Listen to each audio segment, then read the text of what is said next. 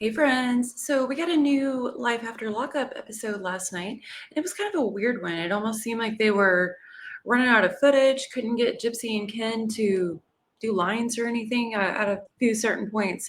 There's one point where things get super awkward between Gypsy and Ken, and of course they're at a restaurant again. It's kind of like an outdoor dining thing, but they kind of do like a fourth wall break where Ken starts staring at the camera and saying, "I hate this. I don't know what to say." It was weird. It reminded me, it was really, for Ken to say, "I hate this," reminded me so much of that time that he went on Morbids. And the first thing he said was, "Yeah, I hate you guys, but I'm here." Like, why are you always doing things you hate, Ken? Why not do things you like? Maybe have fun and be happy. I don't know. What do you all think? I feel like Gypsy pushes him into a lot. And that's why we see the behavior from Ken that we do. Because I swear to God, like we all thought that this season was going to come on with a bang with Gypsy being bullied by creators. But the first two episodes seem like they're kind of trying to show her being bullied by Ken, even though I say being bullied by Ken because he's not treating her like she's made of glass like Ryan used to try to. He is establishing boundaries, which obviously you'd have to do with a person like Gypsy. But yeah, sometimes his behavior just goes so over the top that even people who don't like Gypsy at all are just a little bit like, whoa, what are you doing, kid? Shout out to Conspiracy for streaming the episode on TikTok last night. So those of us who don't have lifetime subscription were able to get the early preview. And now I'm going to do screenshots for my react. I'm not going to risk a copyright strike from Lifetime. But let's go ahead and get into the first scene. Okay, so the first scene, we have Ryan being all sad, and they're asking him what he still has around of Gypsies, and it's tons of crap. It's things she made him in prison. It's pillowcases. It's, yeah, all kinds of stuff. And he talks about Pixie loving her blanket. So then, talking about Pixie, Ryan says that, "Oh, I know that Gypsy hasn't seen Pixie since March, but I still consider Pixie Gypsies." Oh, why? That is an attempt, I think, to have an excuse to try and keep holding on to Gypsy. "Well, I have a dog that Gypsy owns too." Like, dude, give it up. Give it up. So he also says here, "I thought of just driving over and showing up, but I wouldn't want that done to me." No, dude, you wouldn't. Like, she divorced you, she left you, she made it real clear in one of the most horrific ways possible. Leave it alone. Ryan shows some artwork that a fan did of Gypsy, and it's clearly Gypsy in the era where she did that Dr. Phil interview, the one that got all the dudes to write in her. He says, "The Gypsy that exists now, that's not my wife. This is my wife." Oh, Ryan. Y'all remember that one cringy live where Ryan was like, "Did y'all see me cry? Did it touch your heart?" Well, he cried in the bathroom again, y'all. Then we get to Ken and Gypsy in New Orleans. They do a little New Orleans B-roll footage and let us know they're there. And it's showing Gypsy in Ken's apartment, and oh man, she makes a mess of things trying to cook. So they do a little recap of that god-awful awkward dinner because clearly Gypsy's going to try and explain herself or explain Ken for himself. Oh yeah, Gypsy's letting Ken know she was embarrassed. Did not like it. So she's going to embarrass him now in a lifetime. So Ken lets us all know that to him, that was just a humorous, lighthearted joke kind of thing. And okay, even though Gypsy is obviously oversensitive, paranoid, insecure, blah, blah, blah, blah, Ken, his sense of humor seems jerky to me. Do y'all remember? And now, Bree rage baits sometimes, so who knows if this is even true or not. But Bree was on a live, and it was before Christmas or whatever, when Gypsy was pregnant. Bree was on a live, and Gypsy comes up on the live or in the comments or something, freaking out, saying that Ken's car was broken into and all the presents were stolen. Oh my God, what's going on with this night? Gypsy's pregnant at this time. It's really not good to I know pregnant women aren't made of glass, but it's not good to actually scare a pregnant woman, especially late term. And then she put out later that Ken was just pulling a prank. So why? Like, why would he do that? That's why I say it seems to me like he's got a really jerky sense of humor. And I feel like that's unrelated to Gypsy Rose's neediness and clinginess. I just feel like he's jerky all around. So Ken says that his problem is he internalizes, and her problem is that she retaliates, and they're trying to come together to be in a healthier place. Sounds toxic as hell. It sounds like Ken, is burying some feelings that come out snapping in jerky ways. Although, as I said, I feel like he might just have a jerky personality. Who knows? And Gypsy is doing her Gypsy thing and retaliating, clapping back, blah, blah, blah. Keep making content. Okay, now this next part's kind of hilarious because Gypsy is having a problem and it can't be her fault. It's got to be the equipment. She says she can make eggs at home, but she can't make them here on this jankety ass stove. And Ken comes over and he's like, did you grease the pan? The eggs are stuck like hell all over the bottom of the pan. She didn't put any butter, any olive oil, any bacon grease. Apparently not even the thought of any cooking spray. And I wonder how exactly she was making eggs at home because that's a nonstick pan. So, and nonstick pans still need to be greased for eggs. Just what is she doing? It reminds me of Nick Godejohn's dad or stepdad, I believe it was, saying that she went to make mac and cheese and just put water, milk, and the pasta and the cheese in there all cold together and mixed up and put it on the stove. Yeah, look at that mess, y'all. Now, obviously, none of y'all are new to the internet. You're watching me on YouTube and watching commentary channels. So you probably heard of the term of weaponized therapy or weaponized therapy speak. Gypsy just said, my therapist has let me know that it is not healthy to not say when my feelings get hurt. Now, it's not. It's not healthy to hold in when your feelings get hurt. But on the flip side, if you're a person who gets your feelings hurt at the drop of a fucking hat, it might be healthy to hold it in sometimes and not make it other people's problem. Yeah. And Gypsy says, we are in this for the long haul. There's nothing so wrong that can't be fixed or worked on. Which, again, like I labeled my last video, Ken and Gypsy are not okay. Like, you don't say things like this when you're in a good relationship. And they go back to cut off. We get some B-roll footage of the bayou. There's a scene of the infamous golf cart. And there's a scene of Christy talking to, I believe, her mom. And she says that Gypsy and Ken have good chemistry, the kind that some people wait their whole lives for. And I honestly don't know what the hell she's talking about. Like, we see Gypsy and Ken together on screen in this show. And man, unless they are really awkward and 100% different in front of cameras, I don't see any chemistry. This is the scene I was telling y'all about, the restaurant scene where they do a little weird fourth wall break where Ken apparently just can't be natural and pretend that the cameras aren't there for a minute, starts doing a fourth wall break going, I hate this. I hate this so much. I don't know what to say. And then he orders cauliflower buffalo wings. And Gypsy's all trying to correct her narrative from the disastrous dinner from the previous episode. And she was like, now this kind of stuff I can try, and makes a big show of liking it. There's the buffalo cauliflower. I'm sure it wasn't bad, but that octopus looked good. Then Gypsy being Gypsy, she has to go right into telling him that Ryan recently texted her and wanted to talk. Ken always looks like he's kind of constipated whenever she starts talking about Ryan because, in my opinion, I think he knows you lose him how you got him, and they both got together cheating. Allegedly. We don't know that for sure that Ken broke up with his boyfriend, or I'm sorry, girlfriend, because he was texting Gypsy, but we've heard that from several sources. Gypsy looks like she's like gonna sob or rage out when she says that I blocked his number. Look at that expression, y'all. Ken asks if blocking Ryan's number made her feel anything, and she's like, no.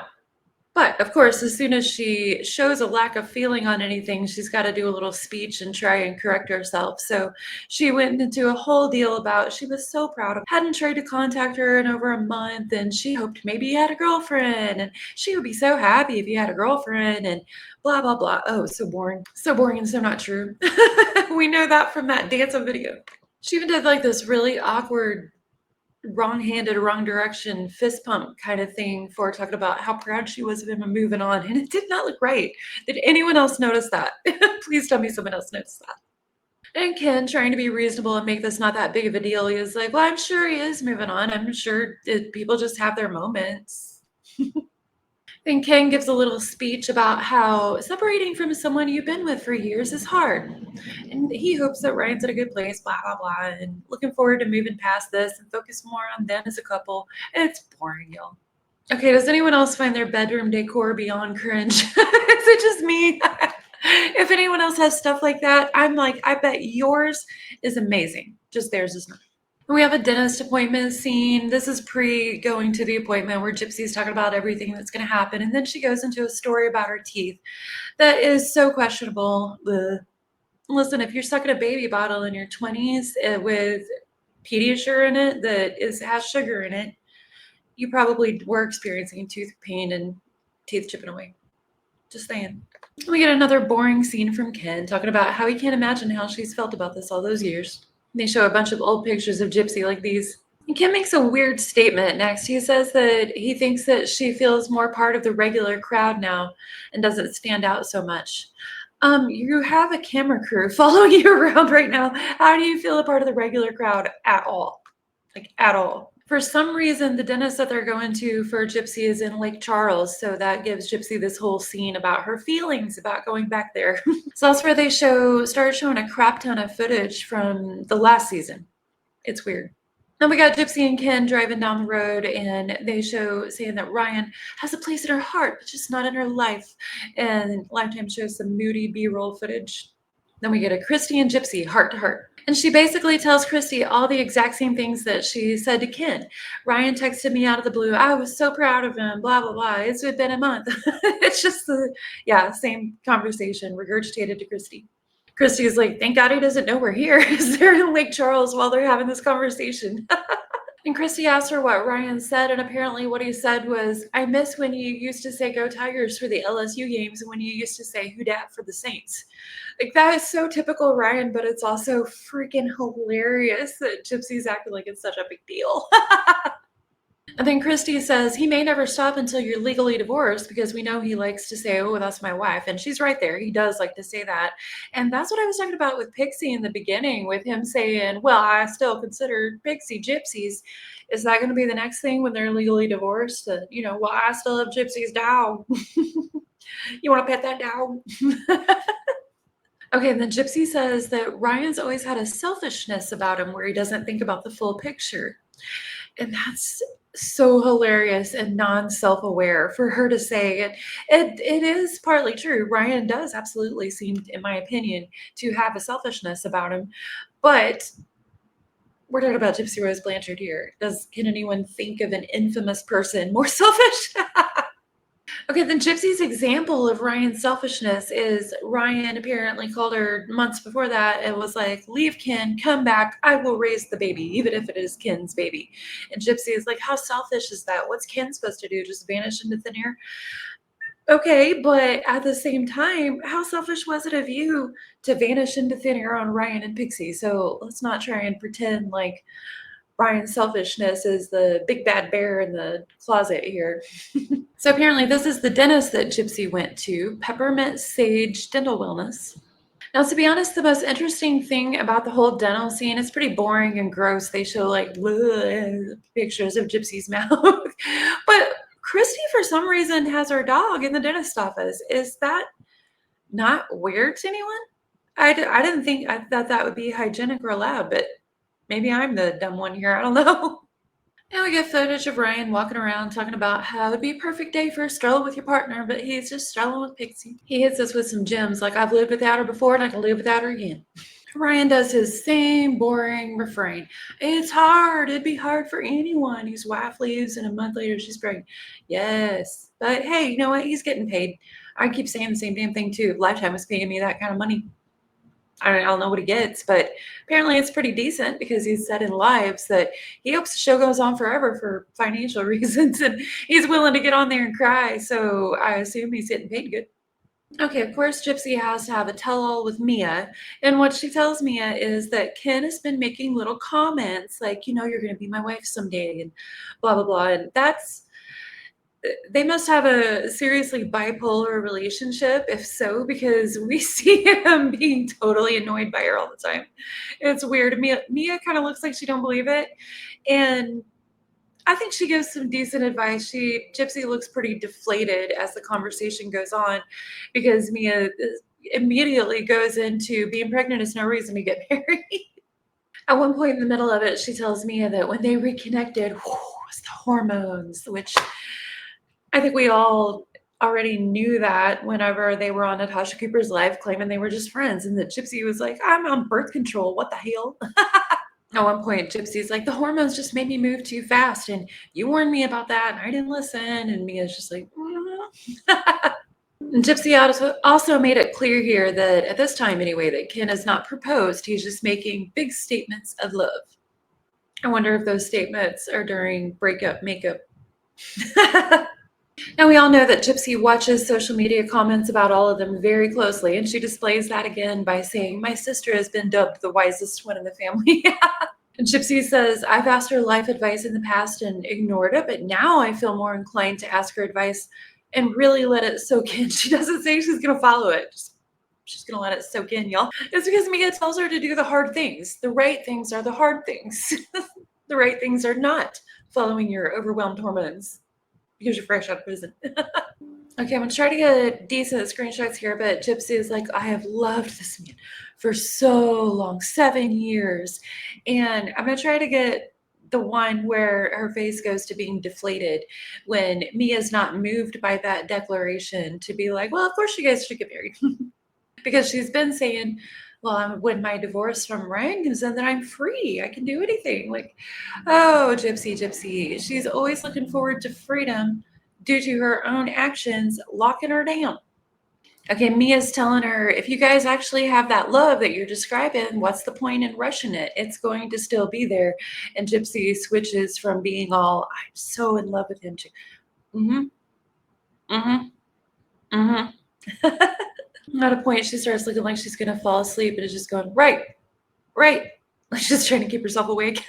Mia keeps trying to drive it home, and Gypsy can barely contain how bored she is. And they get Mia alone, and she's like, I just want her to be smart. I don't want her to think short-term happiness like she does sometimes. They come back from that same conversation, and Gypsy's starting to look a little annoyed, not just bored. And Mia says something kind of interesting. She says, knowing your relationship, I do think there are things y'all can work on. Tackle those things first and see what happens. Again, sensible advice. Gypsy looks a little bit like she sucked on a lemon, and she's not likely to take it.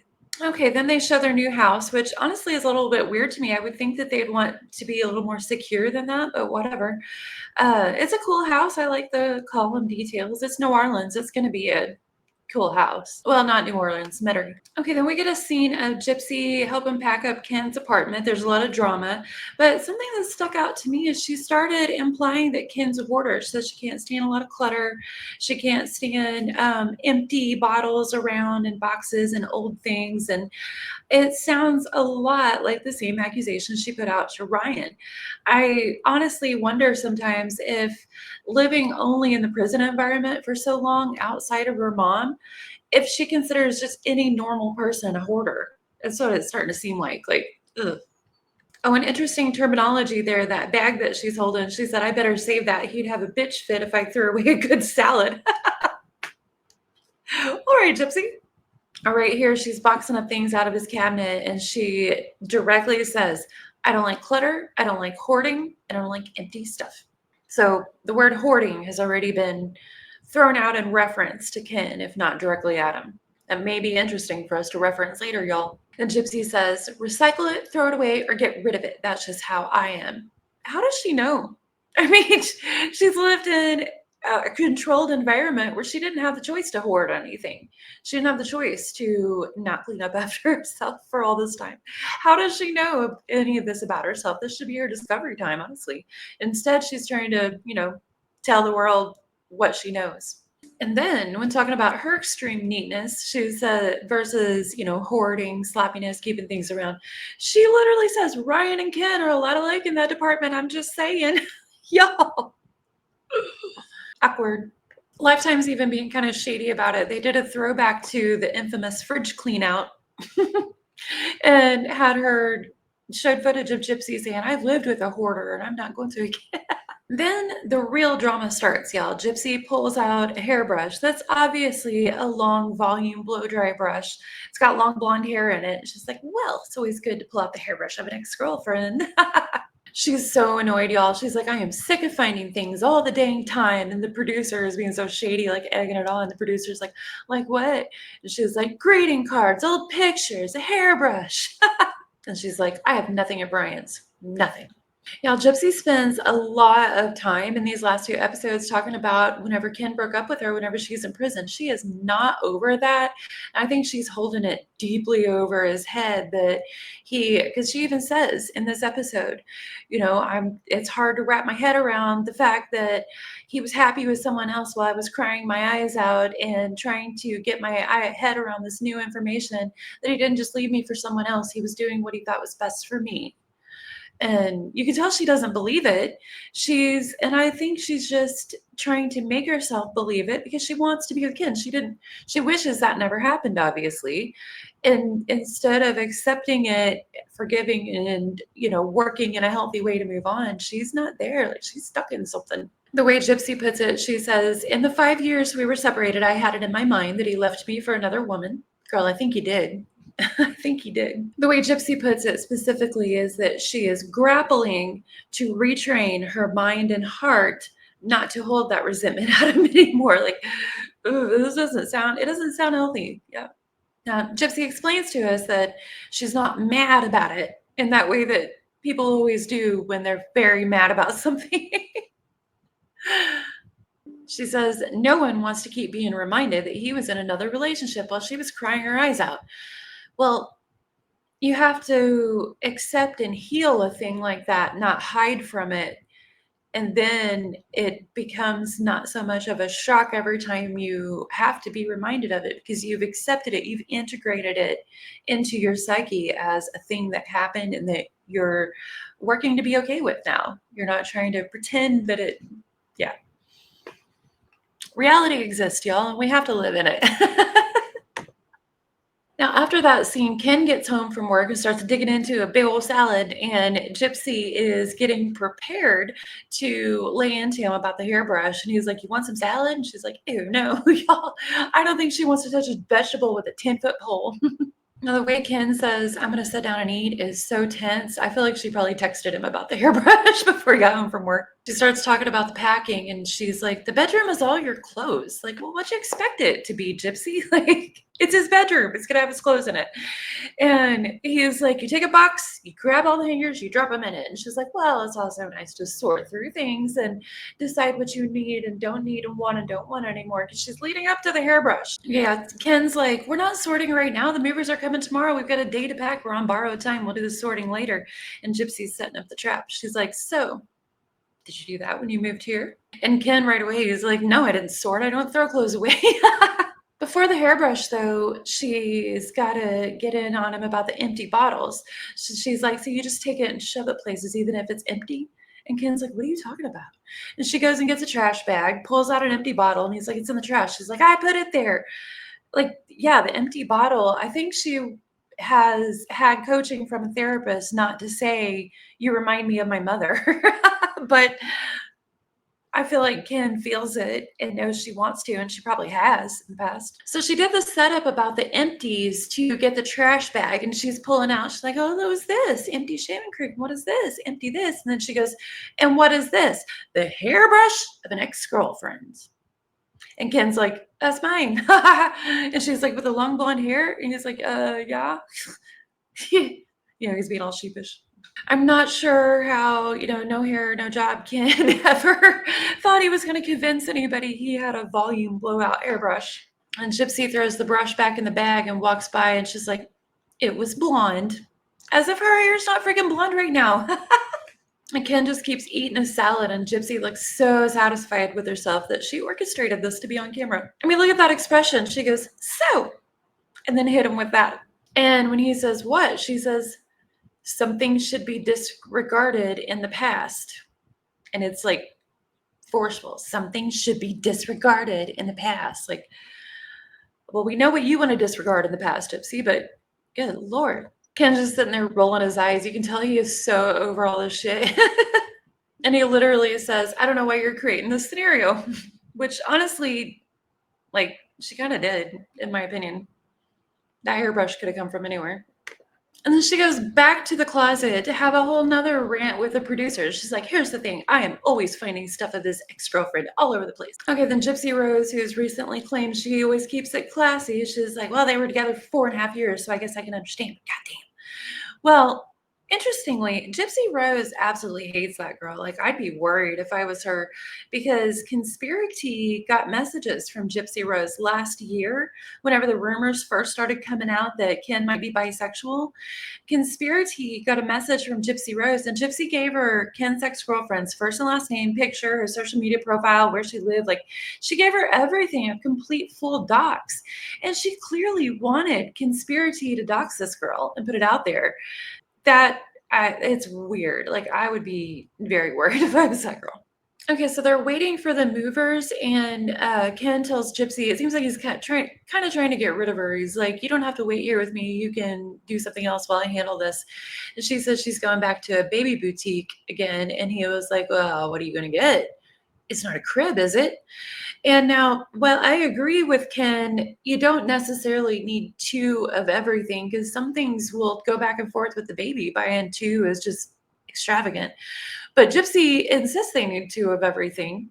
And a crib, they might actually need two of, in my opinion. So again, we got Gypsy explaining herself things that I'm not sure how she would know about herself. She was like, I am a prep person. How does she know that? What experience does she have in prepping for things? Ever. Other than, that one big thing that she went to prison for. Ken's like, you're going to go in there and spend $2,000 on a crib that the baby's not even going to sleep in for the first several months and blah, blah, blah. Like, I kind of get it. It's been rumored. I've been sent things that I didn't put out because they're unconfirmed and, it's whatever. But I've never believed that Gypsy actually has $3 million. I might be wrong. I could be very wrong, but I've never believed that.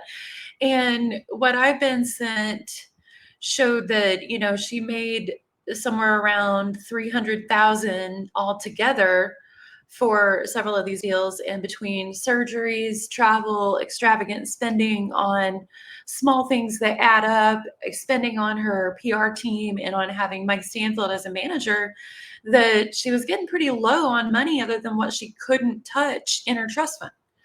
So that's neither here nor there. That might not be true, but that's the rumors I was hearing. And when Ken's kind of freaking out about her spending here, made me wonder if they're true. And Ken then made a real good point and also a wild slip of the tongue. He said, the baby won't even be sleeping in a crib for the first several months. Then he goes, by the time she's off parole, we'll be able to move the crib here. And she's like, wait a minute, by the time she's off parole? Ken said, we have everything but the crib, and Gypsy's eyes crossed and she screamed, we don't have nothing. And Ken starts listing off everything that they have. It's a really weird scene. And Ken said, we don't need a crib right off. We don't need a reclining chair, and started listing off some rather extravagant stuff that Gypsy has been wanting to buy. And Gypsy, when he says she doesn't need a reclining chair, she immediately goes, well, where am I going to breastfeed her? Like in the history of women, no one ever breastfed without having a fancy reclining chair designed specifically for it. Like, this girl is so out of touch. Ken's response to that is, we have a perfectly good couch. Do you need a special breastfeeding chair? She goes, yes. And now we know she didn't even breastfeed. She couldn't even do it. And Ken rightfully is like, what are you talking about? All you need is 2 arms to hold her up to your boobs. You can sit anywhere. And it's true. He's right. So he walks out of the room, and Gypsy does a little show for the camera crew of being super annoyed and throwing her phone, doing an eye roll. Like, yeah. Ken is getting beyond annoyed. He actually just walks off in the kitchen and he's like, why does everything have to be your way? Good question, Ken. But remember when Dee Dee wouldn't give Gypsy her way? I'm not sure they've ever shown a scene of Gypsy without a phone in her hand. And she's like, there's just no cookie cutter way to live or to raise your child. Well, not for you, Gypsy. Then they show some scenes of them moving into their house, and they try and make it seem like it's all good in the end. But it's funny to me that they blurred the moving truck's name, but not the neighborhood. Like, that's where the danger comes in. There's a little closing scene of Gypsy telling us how important it is to be in love with the person that you're with. Gypsy says she has to appreciate that the road to happiness isn't always easy. Well, not when you make the kind of choices you do, Gypsy. And that is the end of that episode, y'all. It looks like the next one is actually maybe going to cover the book signing, the protest, and going to go into her social media bullying. The little sneak peek said that she was really happy and confident feeling about her appearance in California until she went on social media and saw the two girls that were, I guess, talking shit whenever or making fun whenever they asked for a selfie with her. They did something in the background. I can't remember exactly what it was, but what do y'all think about this episode? Let me know in the comments.